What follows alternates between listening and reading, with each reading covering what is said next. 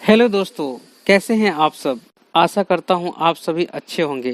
तो दोस्तों, हमेशा की तरह आज फिर से लेकर आया हूं एक बहुत ही अच्छी और सीख देने वाली कहानी, जिस कहानी का शीर्षक है खजाने की खोज।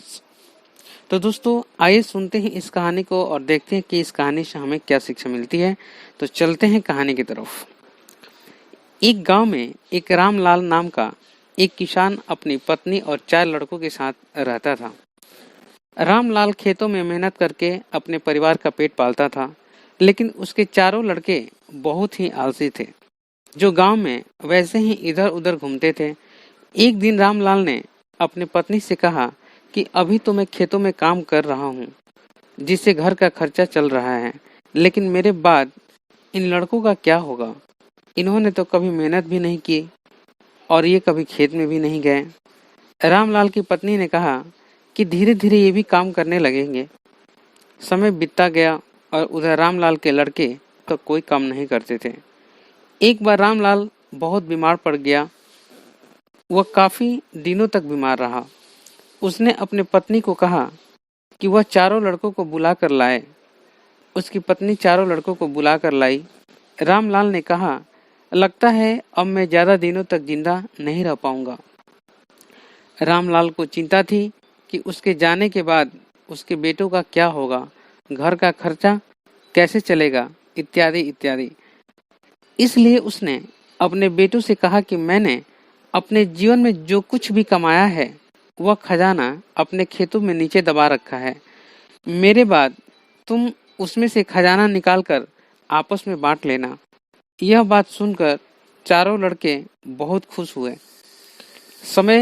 कुछ समय बाद रामलाल की मृत्यु हो गई।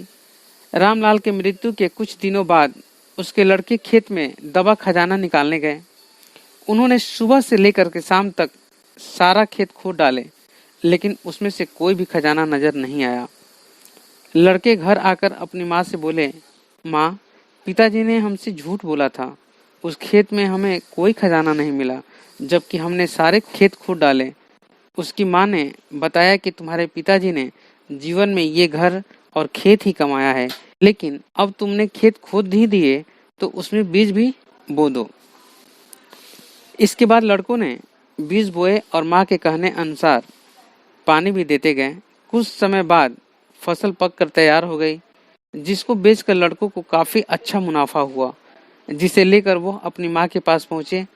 माँ ने कहा कि बेटे, तुम्हारी मेहनत ही असली खजाना है। यही तुम्हारे पिताजी तुमको समझाना चाहते थे। तो दोस्तों, मोरल ऑफ द स्टोरी ये है कि हमें आलस्य को त्याग कर मेहनत करना चाहिए। मेहनत ही इंसान का असली दौलत है। तो दोस्तों, इस कहानी को सुनने के लिए बहुत बहुत धन्यवाद। दोस्तों, अगर ये कहानी आपको अच्छी लगी तो इस कहानी को आप लाइक करें, शेयर करें। साथ ही साथ अगर आप चाहते हैं कि ऐसे ही प्रेरक और सीख देने वाली कहानियां सुनते रहें और अपने बच्चों को भी सुनाते रहें, जिससे उनका मानसिक विकास हो सके, तो आप मेरे इस चैनल को सब्सक्राइब कर लें और साथ ही साथ बेल आइकन को भी प्रेस कर लें, ताकि मैं कोई भी इंफॉर्मेटिव वीडियो अपने इस चैनल पे अपलोड करूं, जिसका नोटिफिकेशन आपको सबसे पहले मिले। तो दोस्तों, अब आपसे विदा लेता हूं और मिलता हूं एक नए कहानी में। तब तक के लिए जय हिंद, जय भारत।